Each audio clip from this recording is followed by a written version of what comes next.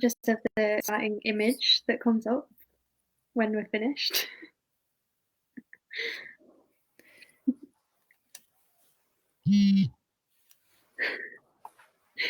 And we still haven't worked out how long it takes to start. Go for it. Okay. Hi everyone. If anyone's watching, we're back again. It's the last day of World Doula Week, so yeah, here we are to answer any questions. And what else? Did we say doula myth busting? Yeah. Do you have some in mind? Oh yeah, I've got loads of myths that need busting. Excellent. Bust away. Well, I'll present you with the myths. Okay. And then you bust them. Oh, that's hard a bit, but should we just introduce ourselves in case anybody has never watched before? I keep forgetting. I just assume our fans, you know. I'm Amy. My introduction is getting shorter every day. So is my appearance. I'm in my dressing gown. Full disclosure, not brush my teeth today. I just completely forgot. It's really hard to remember when you're not going out. I'm Ellie, if I didn't say that already. I'm Lauren. I'm really tired. I'm here. You're here. You showed up. I'm here. Amy's here, and I just need to have a little round of appreciation for Amy, who was on the call till really late yesterday, and then we chatted for even longer, and then she started replying to work emails, and then she forgot that the clocks were going forward, and then she needed to be at work for 7:30 the next day, and his shift finished at 8 o'clock. This evening. This evening. A really intense job as well. What's your role? A really intense job that I don't know what you do. I'm a healthcare support worker, but it was a nice shift. It was long, but it was nice. Just hanging out with the residents. It's good. But if I fall asleep halfway through, it's not because I'm bored. I'm just tired. So yeah. So Doula myth number 1 is that we are there to take over the role of the partner. No. No.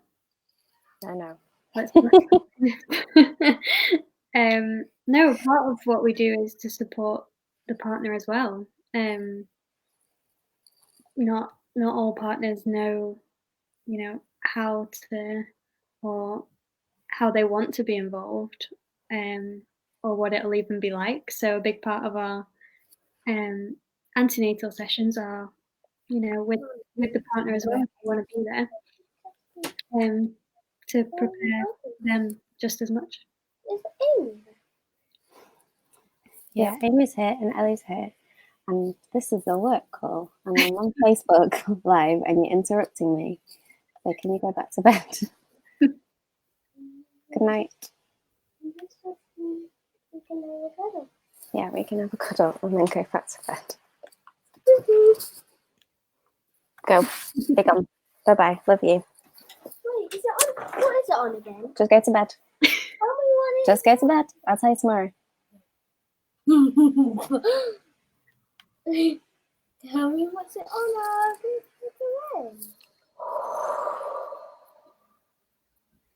I'm trying really hard to stay calm.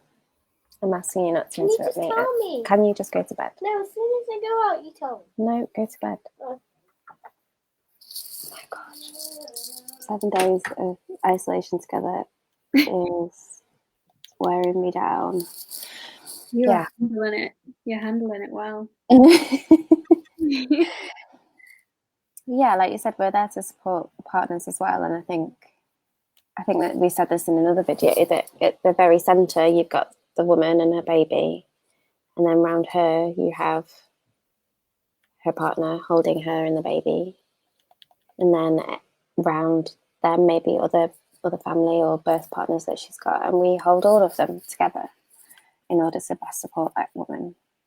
And I think from like a practical perspective, even if your partner is going to be your main support. They still get hungry. They still need a wee. Sometimes they still need to just go out and count to 10. I think it's a lot of pressure to be an emotional support and a physical support and a practical support, and to enjoy it because it's the birth of your baby, and to help to navigate conversations with healthcare professionals. Like, all of that it's a lot of pressure for one person to do. So having an extra person there who has done it before in different situations, I think can only be a good thing, surely. Yeah. Is that busted? Myth number 2. Did we bust that What? one? Did we bust it? Busted. I'm considering it, yeah. That we are all hippies. Are all hippies? Yeah. I'm And a dirty hippie, and the only hippies hire a doula. Oh no. I don't think I was a hippie when I hired a doula, so. Did it turn you into a hippie though? Pardon? Did it turn you into a hippie? Having a doula? Yeah. No, I think I was always a hippie deep down. Yeah, I think I have hippie tendencies. Definitely, but not all of us. Us 3, maybe, but not all doulas. And yeah, as for people that hire doulas, they're definitely not all hippies. No, and I think even though I would probably say that I am a bit of a hippie, just a little bit, like, I don't bring all of that stuff with me. I don't require that my clients are into astrology, or that they have crystals, or that they I don't know, dance underneath the full moon. Like, that's me, but I come as your doula, not as Lauren the hippie. So if you don't believe in any of that stuff and you think it's bullshit, I don't care. Like, I'm here to serve you and to be your doula and to support you in the way that you want me to. As far as only hippies have doulas, anybody can benefit from the support of another woman who knows what you're going through and who cares and who wants you to have the best experience. That's not anything to do with being a hippie, is it? That's just sisterhood and women supporting women. Yeah, absolutely. Next doula myth. I've lost track of how many we're on. Number 3. Number 3. Doulas are wannabe midwives. Oh, I don't want to be a midwife. no, thank you. Not now, not ever. The roles are completely different. Very different. A midwife's primary role is clinical. It's to make sure that you don't die and that your baby doesn't die. And of course, there's other things that come into that. And, you know, their first, I think a really important part of their role is building rapport and a relationship. But our role isn't that at all. Obviously, we care about your physical well-being, but that we're there to support you emotionally and to offer information and practical support. Yeah, it is a very different role. I thought about being a midwife before I knew what a doula was, and I had a bit of experience, and I decided that it wasn't exactly what I wanted, because I did want more of the spending more time with women, getting to know them better, and being that emotional support through the journey, not just one appointment or the birth and then they go somewhere else. So yeah, as soon as I found out what a doula was, I was like, that's what I want to be. That's it. That's the right one for me. And my friend's mum is a midwife, and when she heard that I had trained as a doula, she said, you've gone over to the dark side. Oh, wow. And I was like, oh, that's an insight. Yeah. Yeah, I feel like I went off on a tangent there. I think it is a conversation that brings up conflict, because I think we talk about offering emotional support, and I think often the kind of answer to that is, oh, but midwives offer emotional support too. And I 100% agree they do. And I've met some absolutely amazing midwives. And one of the midwives that I had when Theo was born was just amazing. But more and more, I think, can you be 100% present with a woman and what she's going through, and simultaneously be looking out for something going wrong? Because that's what you're doing when you're observing the situation, you're observing the woman, you're observing what you see, what you hear, and then making a decision as to whether those things are normal or whether they are a medical event occurring. And if you're doing that, can you also be completely present emotionally with a woman?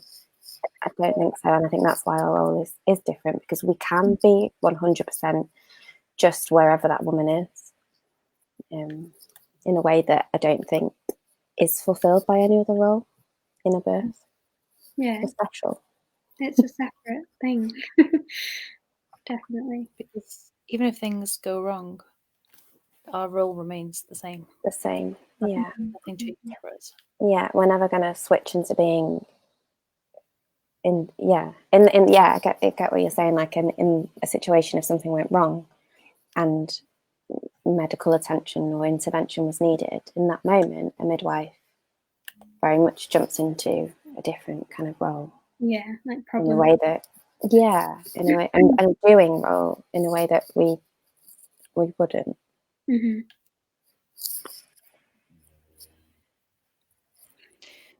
Next myth: doulas are just for rich people. For rich people. Oh, some doulas are for rich people. Some doulas have their fee, and if you can afford their fee, then great, and if you can't, then tough.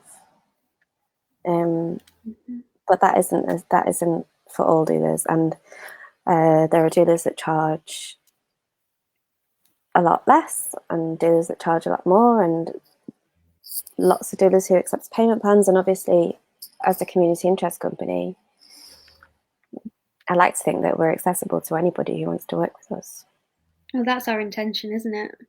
To be able to be completely accessible, because it shouldn't matter how much you earn. You should still be able to access that support. And just from the differences in the statistics for people who are from lower income families or areas, like, it shows that there is, unfortunately, like, it does make a difference. So if there's a way for women from any background to be able to access support that's going to make their birth experience better, then yeah, if we can do it, then that's amazing. It's definitely a bonus from being independent when you work by yourself and you kind of have to earn money from it, and you can't get funding in the way that you can as a CIC. So that's, it's a game changer. Yeah, I think there's sometimes a misconception that doulas are just this like nice to have and a cherry on top, but actually we're, for the women who understand what we do and ask us to be a part of their experience, we're a crucial member of their support team. We're not a nice to have extra. We are a role that is going to support them to have a positive experience and to not come away from it feeling traumatized or disappointed. Here's one that I think this is the most common question that I get. Would it just be single women that hire a doula? Oh yeah, I hear that a lot as well. And actually, I think only one of my clients so far has been. So no, definitely not. Because like we said before, like it's supporting their partner as well. It's Yeah, and I think the times that I have supported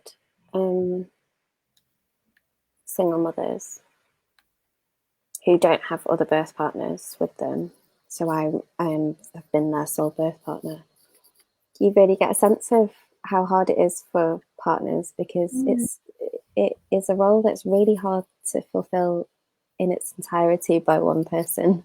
Even someone who has experienced birth and who has experienced supporting birth lots of times, it's really hard to just from a practical perspective to be that person.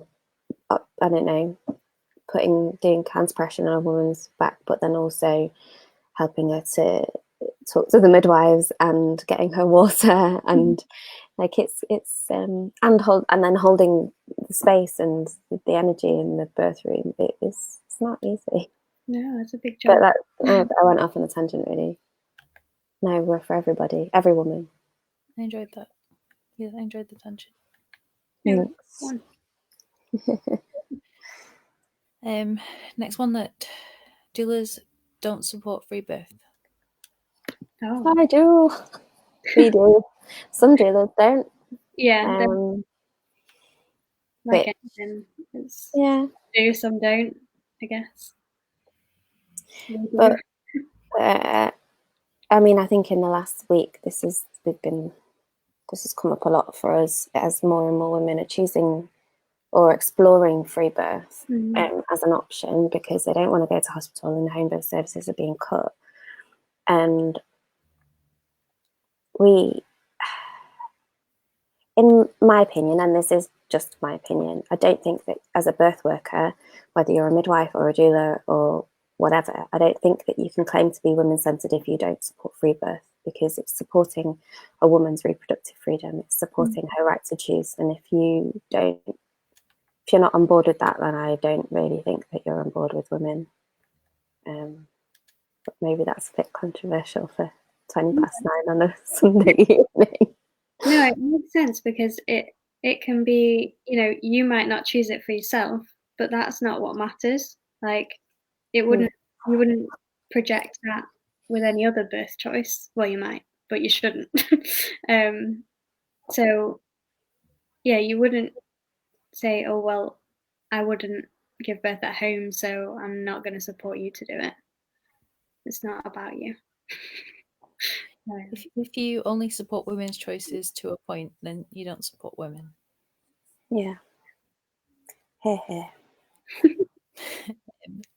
Next, I did just think of one. It's gone. Hold on. That you should wait until you're 12 weeks to hire a doula. People come to a doula at any point.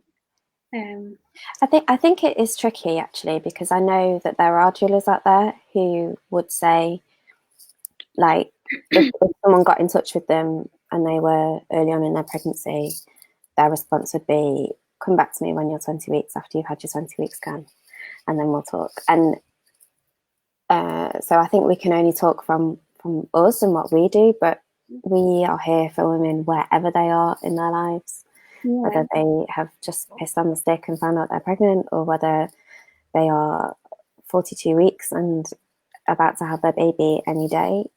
We're here for you if you want us to be. I think if someone has found a doula and they've made the effort to contact them, they want support at that point, and so that's when they need support. I mean, we support women going through loss as well, and women choosing an abortion. So anytime, any point, we're there to support whatever it is. A difficult message to get out there, though, isn't it? Yeah. Because you want to be sensitive, but you want to be supportive. Because what really breaks my heart is hearing how common miscarriage and stillbirth are, and hearing that woman went through it alone with misinformation, not told all of her options, not supported, and with people saying incredibly insensitive things, and then people saying, I wish I'd known that you could have been there with me. I wish I'd known you could have supported me. I wish I'd known that I had all of these options and I didn't have to do that. I wish I'd had somebody speaking to me like you're speaking to me now. And I want women to know that we're there for them no matter what. But I also don't want to be the one that keeps talking about miscarriage and stillbirth, because as if we aren't beaten over the head with that stick so many times in so many ways. So I'd want to say to women, don't wait, because we'll be there for you no matter what, without that sounding like I think that your baby is not going to be very well or is going to die. It is tricky, but then is it like 1 in 4 women or pregnancies ending a miscarriage at some point? Or 1 in 4 women have a miscarriage. So I think it is hard finding that line, but then it's also that death and birth go hand in hand, really. And like you said, it's just getting it out there that we are here for both of those scenarios. And what we bring is exactly the same. It's that emotional support, holding space, offering information, just being someone that you can talk to freely and openly, and know that they're not gonna judge you, and they're just gonna listen.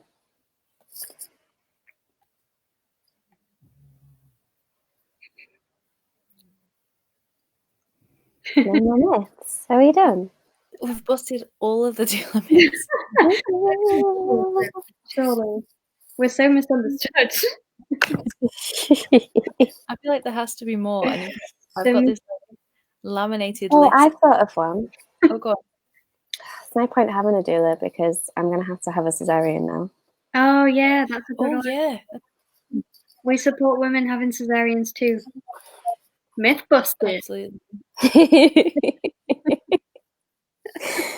feel like we should have a show. We need like a big sign that flashes when we bust a myth. Or you get to like karate chop it. Thank you for that lovely image. What, am I karate chopping things? Yeah, you'd be adorable for karate chopping things. But yeah, let's actually discuss that myth in more detail. Yeah, I was going to say that the doulas are just for home births. Like, no. Just like there's no limit to our support in terms of that we support free birth because we support women. So if a woman's making an informed decision to have a cesarean, then all power to you, and we will be there for you during your pregnancy. We'll be on call for you, and we will support you however you want us to support you during a cesarean. And there are so many ways. The mode of birth might be different, but the support is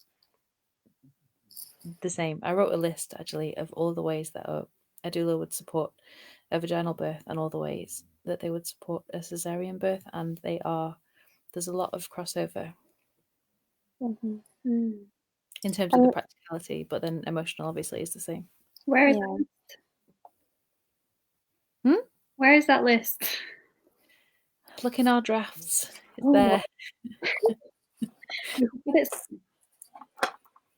I think as well, because so much of what when we're talking about birth and how birth happens and physiology of birth, it comes across that we only support natural birth, I guess, and that we're quite negative about other modes of birth. And I would say that, as you said, we're about a woman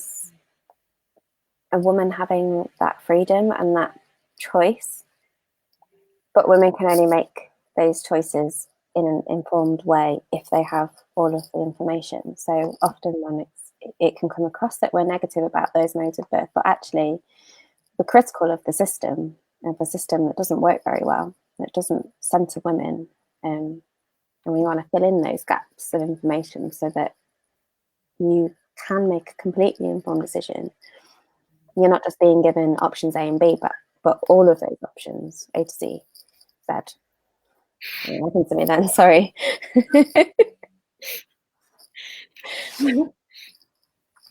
Yeah. Another tangent, sorry.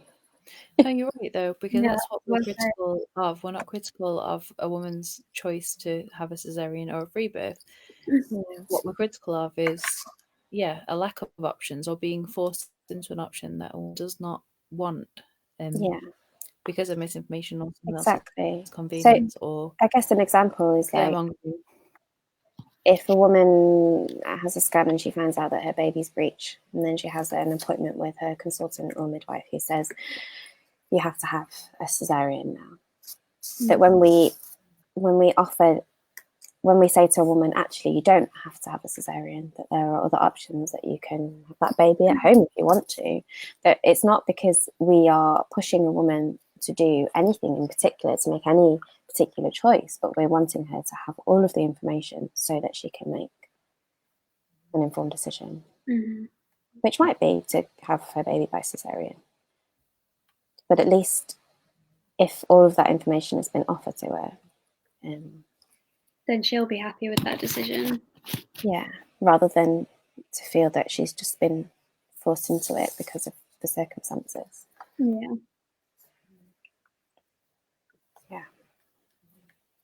Any more myths, Ellie? I really wish I'd brought down my list of myths from upstairs. Because I do have one. I felt like that's what you were looking for on your phone, is it not? Me? Yeah, I thought you were looking at something. No, I'm pretty sure that we've got colouring in. Oh, nice. Pretty sure that you wrote a page on our website called 5 Doula Myths Busted. Did you? Do you remember? It might be in the drafts. I'm pretty sure that's what Laurie wrote. I don't remember. And even if it is a web page, let's bring it to all of us.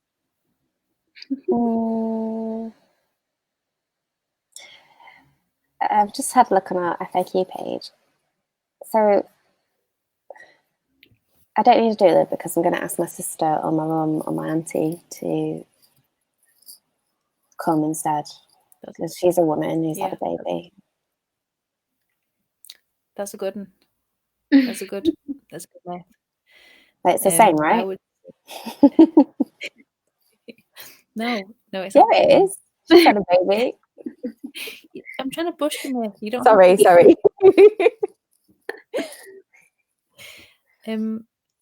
The value of family members and close friends cannot be understated, and there is a place for every relationship that birthing mother feels that she needs to complete the birth team. Absolutely. But the benefit of a doula is that no matter how much she gets to know you during pregnancy, no matter how much she cares about you as a woman, as a person, perhaps as a friend, she's not going to get caught up in that moment, whether of panic or excitement, because she's going to be on an even keel. She's going to be promoting the oxytocin, and she's not going to have, like, she's done the work to be able to separate her own birth experiences and the other birth experiences that she's been to from this experience as a unique experience, in a way that family members find it hard to do because they are so connected. And when there's another person there, like a doula, who has that distance, almost a professional distance, then that family member is able to do what they do best, which is loving on the woman and using their connections instead of having to compromise their connections to do other things, such as remember the hypnobirthing techniques and all of the things that Laurie, you said about another birth partner has to do, like another related birth partner. So I would say it's not the same, but it's not an either or situation. It's about everybody using their strengths. It's not about the amount of people, it's about having the right people. Yeah, that's so true.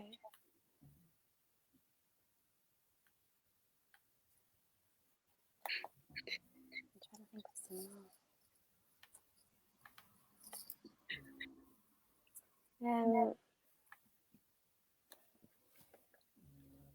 trying to think of how to phrase it.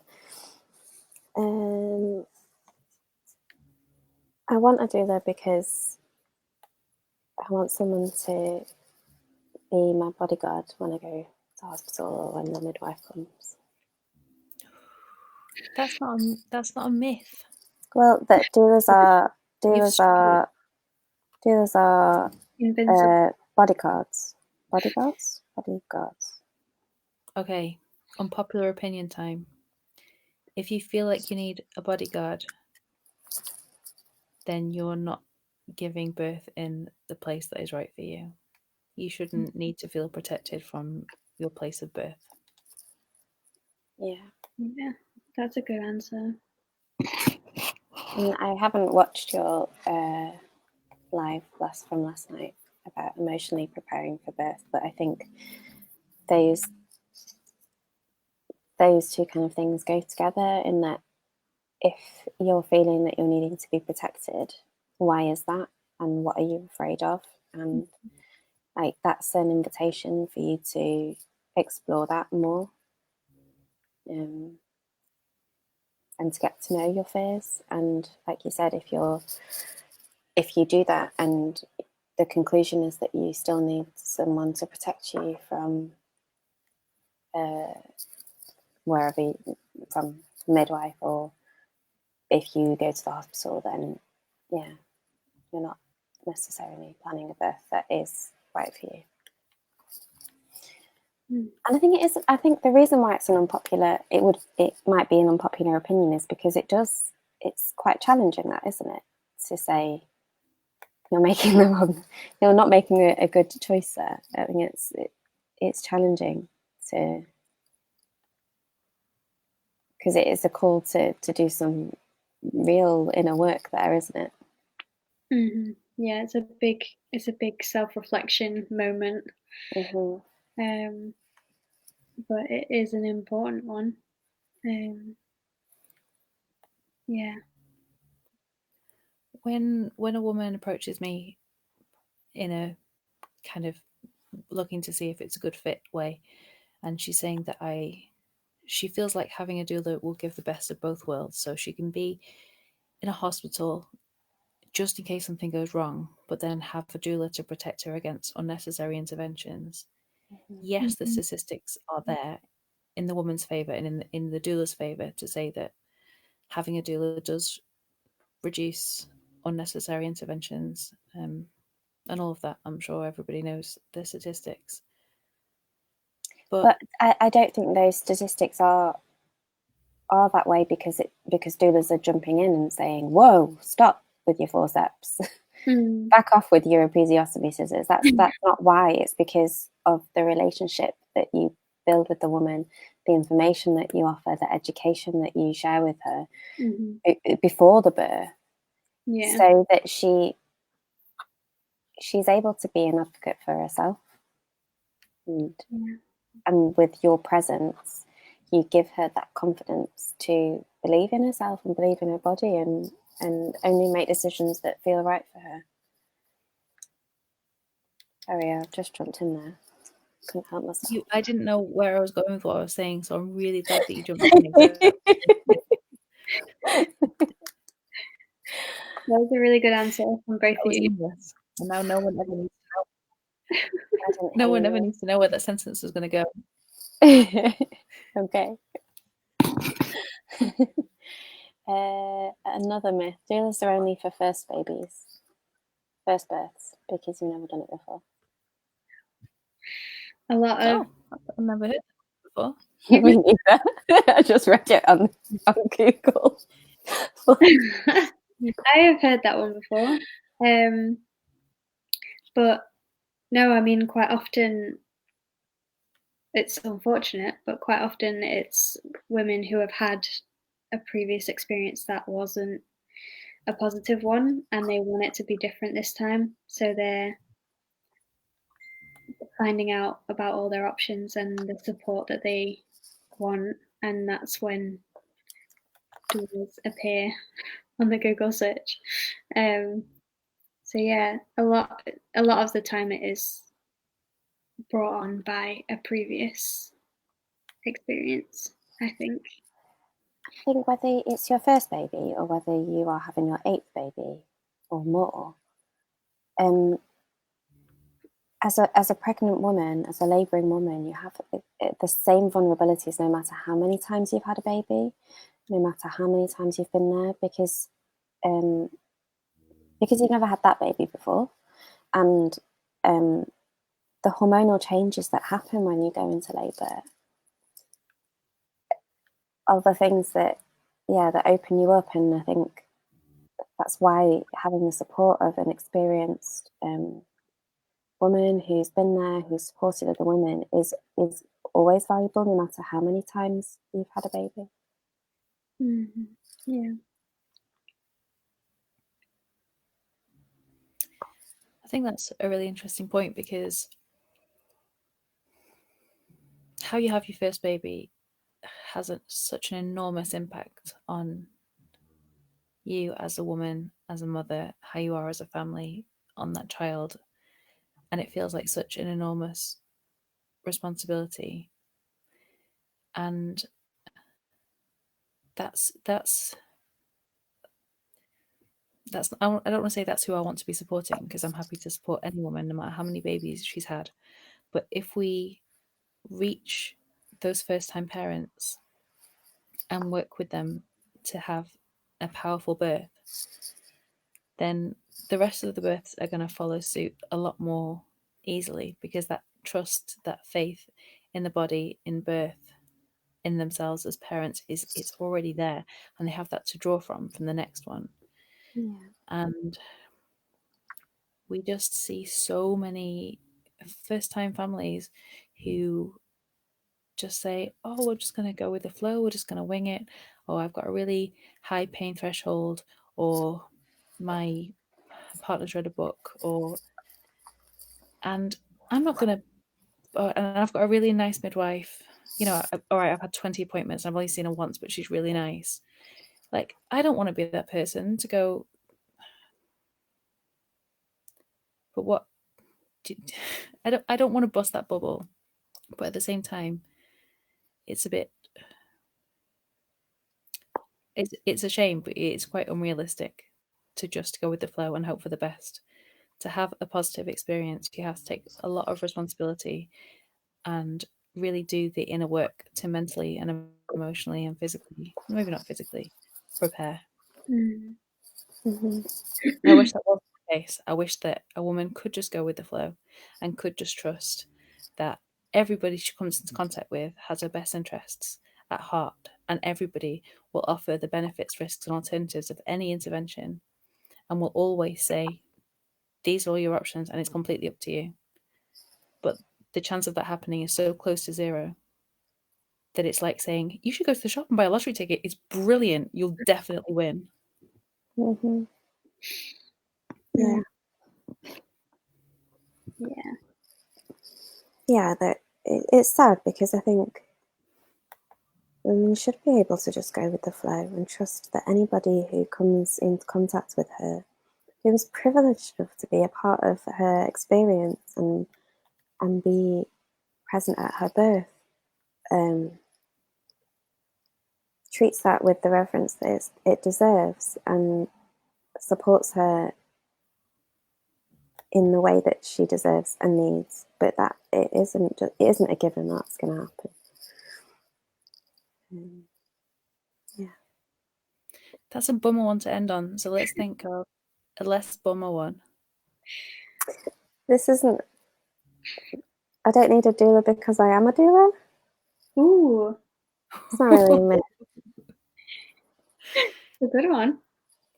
No, that is a good one, because there are certain, like they say that doctors make the worst patients. Mm-hmm. Like, it's not enough doctor, you still need to see a doctor, right? Yeah. And the amount of posts I see on Facebook that asking this really asking really basic questions like, so on my last scan, my placenta was quite low down. I'm 20 weeks. Is this going to be a problem with my birth? Oh, by the way, I'm a doula. And I'm like, what? And I feel like you can't wear both hats at the same time, and you need that extra support. Get that like objectivity. Yeah, it's like what you were saying about birth partners and doulas. Like it's a different role. When you're the birthing woman, you're not in the role of a doula, so you're not doulaing yourself. It would be probably quite a lot. Yeah, I think it's a separate thing, and it's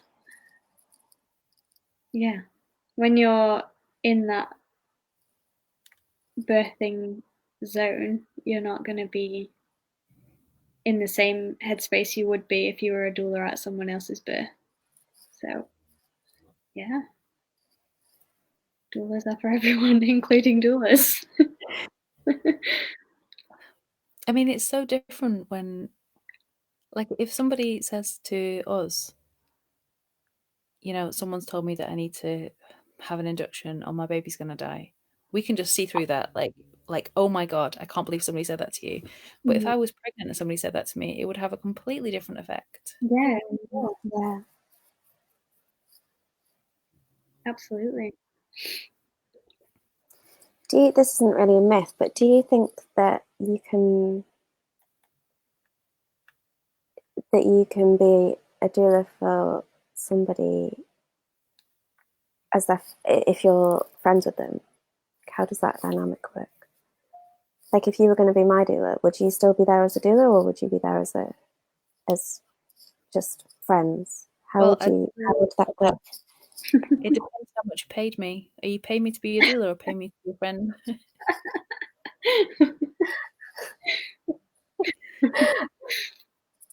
I will offer you mates rates. Does that change your role though?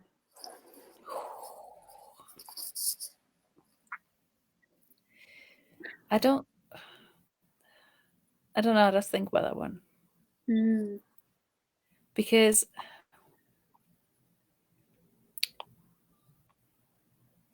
sometimes the hardest thing is not saying stuff. Yeah, that's so true. Then you hang back and you say, well, if somebody says, oh, you know, I'm 43 weeks, what would you do? A doula says, it's not about the decisions that I would make, because this is your baby and your body and your experience. And what I would do has no bearing, because that would be, even in the same situation, it would still be my body and my baby and my brain and my circumstances. So what I would do is completely irrelevant. When it's your mate, you're just like, oh, for God's sake, just do this thing. You blind woman. Have you taken leave of your senses? Just do this thing. I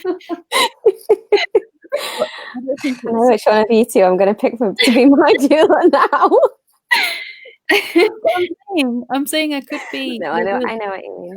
And not say those things. But but what's really hard when you're doulaing for a friend is the fact that sometimes they ask you to put on your friend hat, or they expect you to.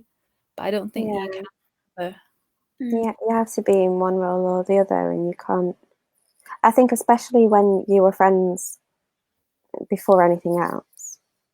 I think it's maybe different if the first time you knew or met each other was in that professional doula role, and then you became friends. I think I imagine it's quite different if you were friends to begin with. Would you both come to mine when I start having babies? Oh yeah. Yeah, we'll have a doula party. It'd be great. Free birth all the way. It is tricky. I'm not going to lie though. Doulaing for your friend, you think it's going to be easier because they're your friend, and it's not, because they're just Oh, just go on. Oh yeah, but come on. But come on, tell me what you would. Did you do it for your babies? And if you're me, what do you do? Come on. And it's hard to say. It's hard to put that boundary up and to say, do you know what? I'm not going to tell you. I'll tell you after your baby's born if you want, because you can't go from one role to the other. You can't go, well, I just do this because this is what I do. Because if you're still going to be their doula on their birthing day, then they're still going to have that in their mind. Yeah. It's remembering that as doulas, we don't have power over women, but we are in a position of power in the sense that a woman is looking to you as a source of information, as an experienced woman in the birth space. So, yeah, I imagine it's hard to navigate that as like that if you're someone's doula, whether or not you're their friend, you always have to like remember that you have that responsibility, don't you? Knowing that when it comes to it, you have a level of power, whether you want to or not, just because of what you do and the role that you're in. Anyway, that was a bit of a tangent. No, I think you put that very well. So basically, it's the end of. Oh, Go on. I was just going to say, so I need to get all the information out of you guys first about what we would do 2 years in the future. We'll be there, and I won't have to ask you. Yeah, but now I know that you're doing it.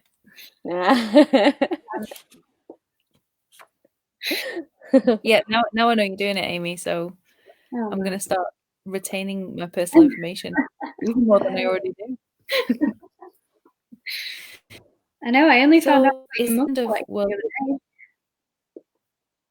You found out about my Queen Mug thing? Yeah, my Queen Mug thing is a known Ellie phenomenon. That was such I've never seen any of your Queen mugs. They all broke. On purpose? No, because they were all like proper like bone china, very, very thin. And of course I put them in the dishwasher because Of course you did. Oh yeah. Why don't you have a dishwasher and then still use your hands? It's barbaric. So then I found other appropriate uses for them, and then I realised that my Queen Mug collection had come to an end. That's quite sad. And now we're on a downer again. Oh, it's all right. Sad. I've got other hobbies now.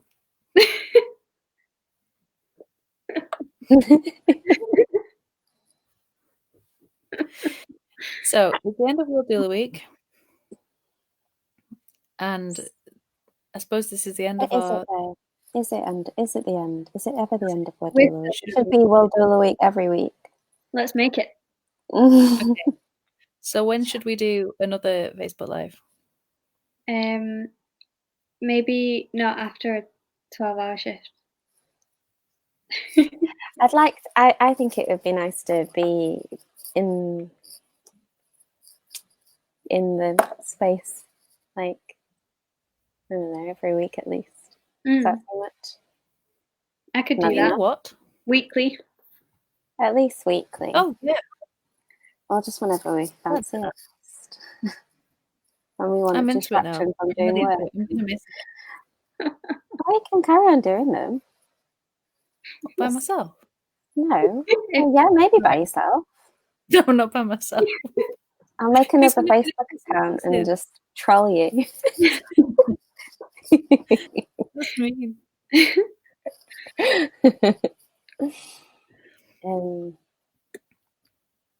But yeah, I'd like to do more. So if anybody has specific things they want us to talk about, or things that they really hated listening to us talk about, I'm sure there is some of that. Then yeah, say. We do want to address the whole birth partner virus, home birth restrictions. We do want to address all of that, and we definitely are. But with Amy working a 12-hour shift, it just wasn't the time to get into something so heavy. We just thought we'd bust some myths, but we are aware of the situation, Yeah, and it is on our minds, obviously. I think we're probably gonna have a chat, record something just between us, and then maybe we can put that out there and then do a sort of Q&A about that as well. Yeah, that's a good Might be a good idea. That's a really good idea. Yeah. Is it too ambitious to try and do that tomorrow? What else? We've got a couple of things tomorrow, right? Yeah. We'll see what we can do. Yeah, we haven't done a roundup yet this week. There isn't a whole lot to round up, I'll be honest. Surviving. We're in survival mode. I'm in survival mode. I don't know about you two, but I haven't been outside for a whole week, and it's having an effect. Yeah, you haven't got a little flat. You haven't even got a balcony or a garden or anything. I've got no garden. I open my window and stick my head out sometimes to feel the breeze, but I live on a main road, so a little bit told me that you took the bins out earlier this week. Oh yeah, I took my rubbish bag down to the bins. Is that in the roundup? It might be. Oh, yeah, it should be. Picture. It was a nice little break. Honestly, any excuse to be outside in the fresh air is good, even if it's the recycling bag was overflowing, and I took that down and I very slowly put each can in the letting the wind flow through your hair.